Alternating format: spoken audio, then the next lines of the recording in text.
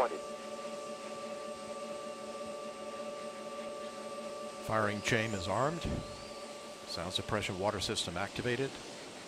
T-minus 10, 9, 8, 7, 6, 5, 3, 2.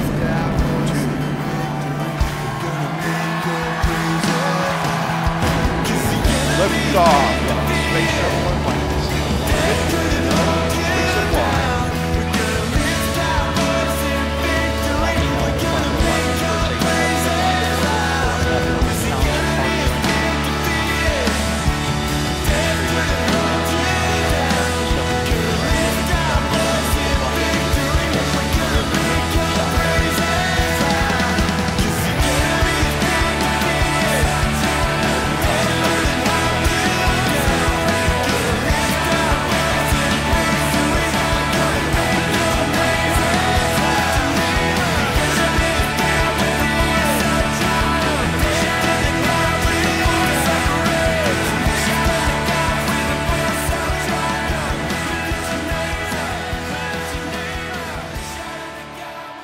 What if I told you that President Obama is launching this national campaign to tackle homelessness from the inside out? It's obviously been a problem in a lot of big cities for a long time, and we haven't really been able to deal with it in an effective cross the borders of the states, all across the United States way. What if I told you that he's launching a campaign to tackle that from the inside out? And actually on April 21st, he's leaving the White House, and he is actually going to live undercover as someone who's homeless for a period of time. They haven't disclosed how long.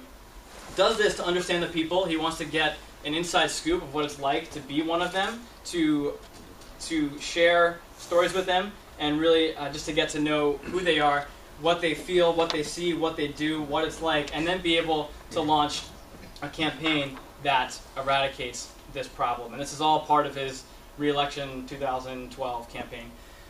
It's starting April 21st because the night of April 20th is Kony 2012 Paint the Town, Plaster the City. Cover the night. There you go. Thank you. And he doesn't want to be on the streets for that while people are like just going crazy all over the place. So April 21st, that Saturday, he is going to go undercover. Do you guys believe me or not? I mean, is that something that you guys have seen or have you heard about it? I read it. I saw the article in the newspaper the other day. Xander, if you would show the article, that would be awesome. It's a slide after the first talk slide. Ready? Nope. Nope. There you go. That's it. I'm so funny, I know. It's terrible. Here's the thing. Some of you heard this. I know I'm not funny to other people, but I think I'm hilarious. So I crack myself up. So why was that so hard to believe? Did any of you, first of all, did any of you believe it? No. Not one. Anyone was like, maybe it could be possible? I see a few people like, oh, I don't want to raise my hand. Okay, cool. Why was that, for those of you who didn't believe me, who didn't buy it from the get-go, why was that hard to believe? Because you get shot. Okay, Allie. I would like to believe it, but I feel like it would be very difficult to disguise in a way that you wouldn't be recognized, and it would create security issues. Okay, Alexa. If you were ever to do something like that, it would never be publicly known. Like, someone like us would never know that he would be doing something. If it was actually going to go undercover, people wouldn't know about it. Okay, anybody else? There'd be no way for him to carry the football. Carry the football? Yeah. The thing that they control everything from. Oh, okay, okay. I thought you meant football. Anybody else? Why was that hard to believe? It's me. So you got my back. You're my small group. I see your. Thanks, Justin. Anybody else? Yeah, Brian. If he was on the street and people didn't like him, he'd probably get shot. Okay. Cool. For those of you who thought I was there was a possibility that I could have been serious. How did you feel about when I was talking to you about President Obama? Like, how did you oh, that's pretty cool. Like, some feelings? Anybody? It's okay if you thought I was serious. I'm pretty believable. Anybody? No? Yeah, Alyssa. Well, I didn't believe it, but I think it would be cool if, because he is in control of our nation, and he says he knows the people, and he does, like, the homeless population is so, I think you have to be in a situation to actually know what they're going through. Okay. Anybody else?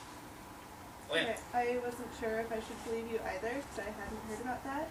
But I know there are schools in Seattle that do like City Dive, not like our version of City Dive, but where the kids have to, it's like the private Catholic schools, they have to go a night being homeless.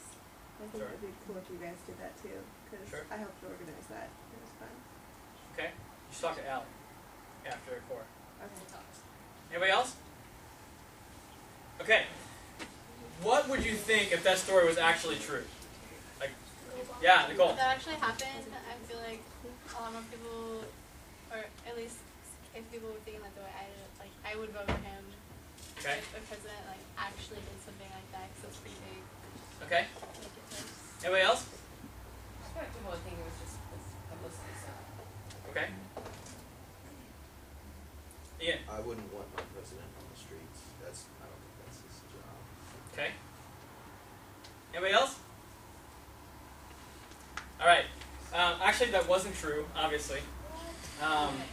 But I want to show you something kind of like it. I found this clip on my favorite website, YouTube. By the way, just as a side note, if you guys have any funny YouTube videos, send them to me because I just like YouTube a lot.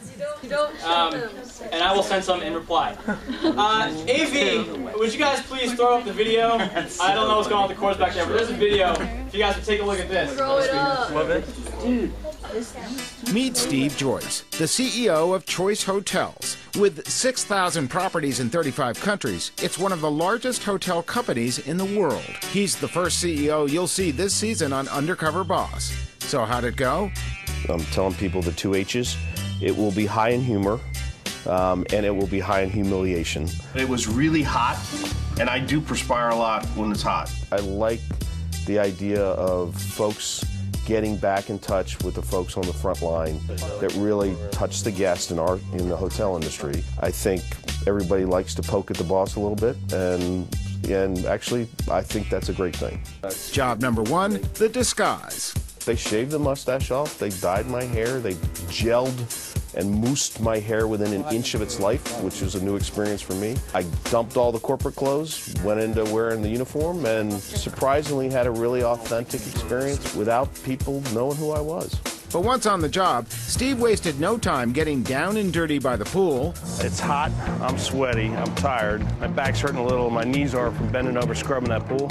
I give $100 to jump in that pool right now. Making beds. Are we allowed to turn the air on while we're doing this? Or diving right into cleaning bathrooms. You need to go much, much faster. I'm trying. There were 2 people that really kind of struck me. One was Christina in the Comfort Suites. He's pouring out in sweat. He's not breathing well. He's overwhelmed, it looks like. And then there was a young woman named Brandolyn in another Comfort hotel who worked the front desk. When you think about it, what do you want to do long term? Management, I mean, I'm pretty comfortable just sticking with the hotel industry. Both of whom had amazing stories of how they got to the point, what they'd overcome. Both of them were incredibly positive, and both of them have a lot of ambition to move themselves up, and we can help them with that, and that's kind of cool. Stories you don't get to see when you're in the corner office. You know, biggest lesson learned was how special some of the folks are at hotels and what a great job they do. Steve Joyce may not be a TV guy, but the message he sends Sunday night is crystal clear and viewer-friendly. And so I think people are going to get a lot of humor out of it. And I think the other thing is, I think people are going to be touched by some of the stories. So some of these people are really special folks, and when you hear their story, something that makes it all worthwhile, I think. How come that story about Obama is so hard to believe? Besides the fact that it's coming from me. The show Undercover Boss is like, it's an hour long, but yet you're glued to the TV the whole time. Why is it so riveting like that? Oop. But then we take the story of Jesus, God, coming to the earth for granted. It's like, oh yeah, of course God's going to do that. God is someone who is got more power and authority and is a little more popular than President Obama. His story is a lot more riveting than the one on the Undercover Boss. Yet we just take that for granted, like it's no big deal. Like, yeah, God came to earth, it was Jesus. Okay, cool. Guys, I want you to know that God came to earth. God. And here is a description from Revelation of what that looked like before he came. Revelation 4, 8 through 11. Holy, holy, holy is the Lord God Almighty. This is the angels singing to Jesus, the one who always was, who is, and who is still to come. Whenever the living beings give glory and honor and thanks to the one sitting on the throne, the one who lives forever and ever, the 24 elders fall down and worship the one sitting on the throne, and they lay their crowns before the throne and say, "You are worthy, O Lord our God, to receive glory and honor and power. For you created all things, and they existed before you created what you pleased." So, here we see Jesus, before coming to earth, sitting in complete glory. Just being, I mean, everybody's like, "God, you're so holy, you're so awesome." Yet, he comes to earth as a man, as one of us, and we think that story is just not a big deal.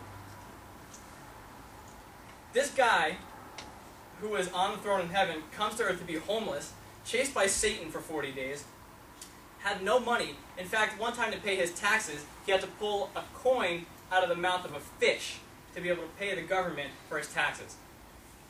This guy was broke. Talk about the least among the people.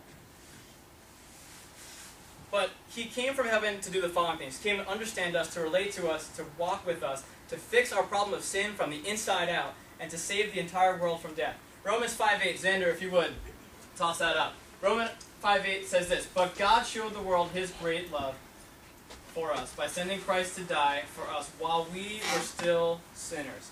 Jesus goes from hearing holy, holy, holy, comes to earth for us, for our sake, and then hears crucify him, crucify him, crucify him, which, by the way, the most painful way of execution ever invented.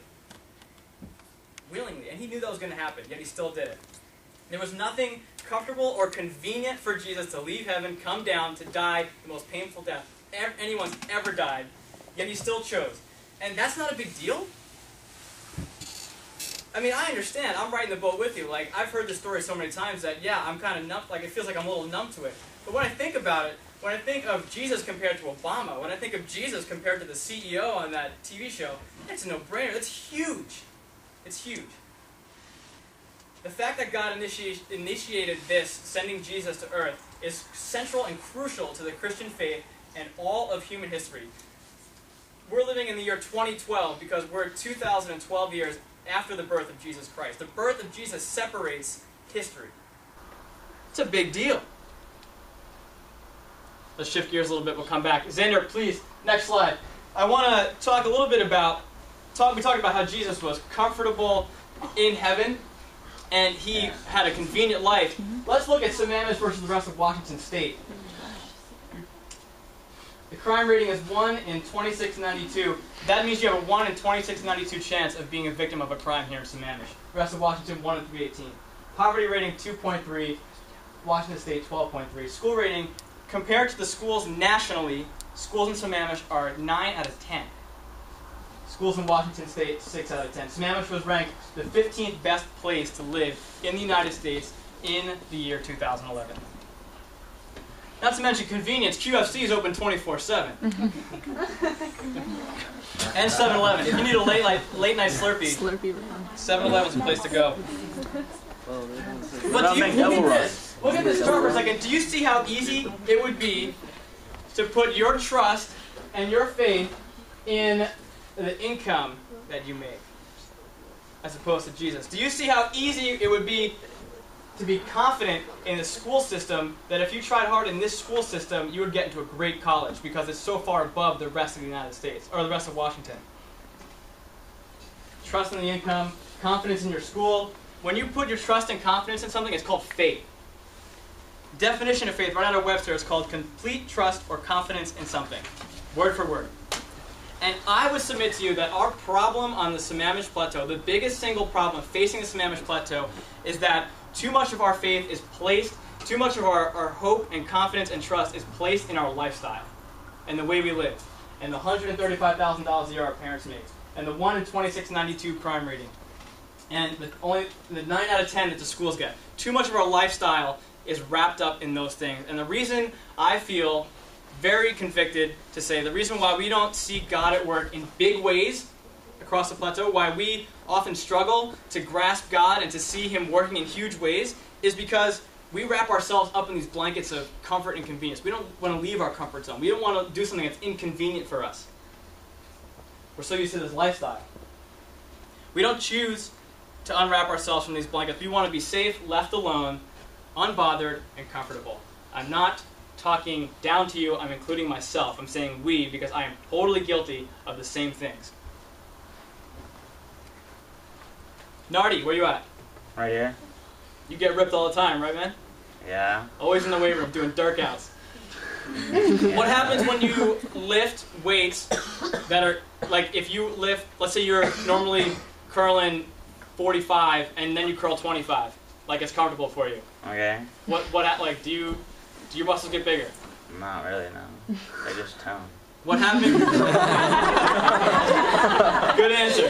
What happens when you're normally curling 45 and you bump it up to 50 or 55? It's harder and it does more muscle mass. Do you get huge? Yeah, your muscles work harder. Do you get ripped? Yeah. Nice. Listen, that right there is a perfect example. When we're uncomfortable with the way things are, we grow. Just like weightlifting, it's the same thing. DC team, where you at? Woo! You're around.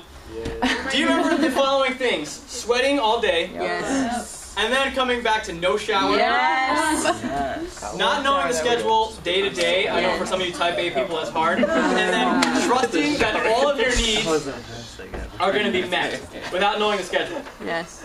Okay? Do you remember how hard it was to plan the details of VBS? And get everybody going? Yeah. Do you remember how uncomfortable it was to serve at some of those places? Bro thing and dead joke. Sorry. Now, do you remember the ways that God showed up? Do you remember the ways that God grabbed your heart? The things He taught you, the way He changed your life on that trip?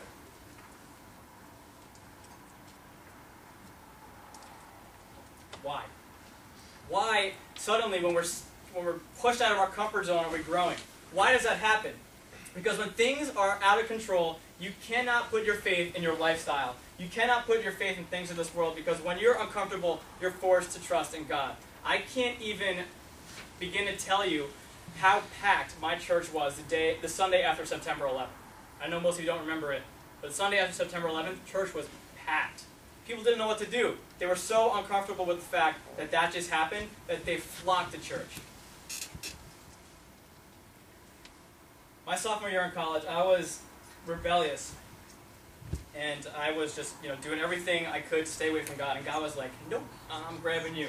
And Romans 5:8, while we were still sinners, Christ died for us. Or something to those lines, along those lines. I was uncomfortable with the fact that God was like, hey, I need you to drop out of college. Because I put a lot of trust and hope in my education becoming a pilot and air traffic controller.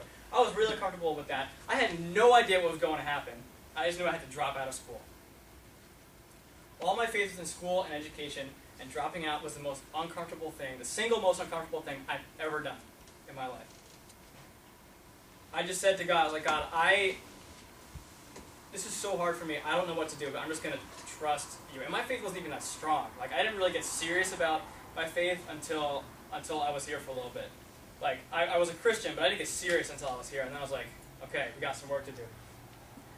But look, not to glorify myself, but giving the glory to God. God took me from this mess that I was in college to give me this job and just let me live an awesome life here and be part of your guys' life. The single biggest blessing for me is to be able to be part of your guys' lives. Because I stepped out in my faith, because I was uncomfortable and inconvenienced to move across the country to come here, I've grown more than I ever could have if I stayed in New Hampshire at that horrible school. Romans 5:8, while we were still sinners, Christ died for us. God pursued me before I ever even thought about reaching out to Him. Jesus reached out to me, and for being God, the creator of everything, He wasn't too proud to say, yeah, awesome, and I'm not going to bother with you. He wasn't too shy. He wasn't too comfortable up in heaven to bother coming to earth to save me from myself. 2,000 years ago on the cross, he reached out because he loved me and he wanted to be with me. And here's the thing. He comes from here in holy, holy, holy, glory, glory, glory, coming down to earth knowing it's going to be hard, it's going to be uncomfortable, he's going to suffer, he's going to die, but he did it anyway. And in his most uncomfortable moment of his entire life on the cross, what does he say? Father, forgive them, for they don't know what they're doing. Selfless to the very end. In the same way, if we want to take that love of Christ and reflect it back down to people, we've been talking about reflecting the love of Jesus to the world. If we want to do that, we can't wait for the world to reach out to us. Just like God couldn't wait for me to reach up to him. He reached down first. We have to reach out to the world first. And that's what we're doing by all these mission things. We're going to talk more about that in just a couple minutes. Going vertical through mission. I just spit. That was gross. Some of you in here are kind of teetering on serving or not serving, or getting involved and not getting involved, or I'll serve this person if, all these conditions. I'll serve this person if that person invites me to love them by extending an olive branch to me. I'll serve this person, I'll love this person if that person says I'm sorry first. I'm not going to do it until I say I'm sorry. I'm going to serve this person and love this person, but I need to wait for the perfect moment before I can say anything or do anything about it. I'm going to serve this person or love this person, but I need the perfect opportunity. I can't have anything wrong. I really got to feel God calling me to this. If you're waiting for those moments, they might never happen. God calls us to be the hands and feet of the world. That was wrong. God calls us to be his hands and feet in the world. And if through the power of Jesus, if you want to do that, you've got to love when you're uncomfortable, when you're inconvenienced. You got to pursue people, even when you don't want to, even when you pursue someone and they reject you. You still got to go after them. You still got to love them. You still got to reflect Christ. And let me tell you, I've been rejected before when talking about faith, when talking about my life, just who I am as a person, and it sucks. But Jesus doesn't say, hey, I'm going to be with you and make sure you don't get rejected. Jesus says, I'm going to be with you, and when you do get rejected, I'm going to be there to pick you up. If you want to go vertical, you need to figure out what's going to be uncomfortable for you. What's going to make your muscles grow, your faith muscles grow. What's that going to be? You got to give up on trusting your lifestyle and trusting yourself and trusting the things of this world and just trusting God. Step outside of the box, literally. You got to get uncomfortable. You got to get inconvenienced. The world is just waiting for the church to reach out to it. Just waiting. And God is just waiting for us to trust in him. With that, I'm going to pray and I'll call the girls up. Father, thank you that you trust us to reflect your love to the world. And I just pray tonight that you would just enable us to be uncomfortable, to do the hard thing in order to grow in our faith, so that we don't just settle, that we don't just be people who just go day to day, that we would be courageous and bold and growing our faith to seek you, to show you to the world, so that one day when we stand before you, we get to hear, well done, good and faithful servant.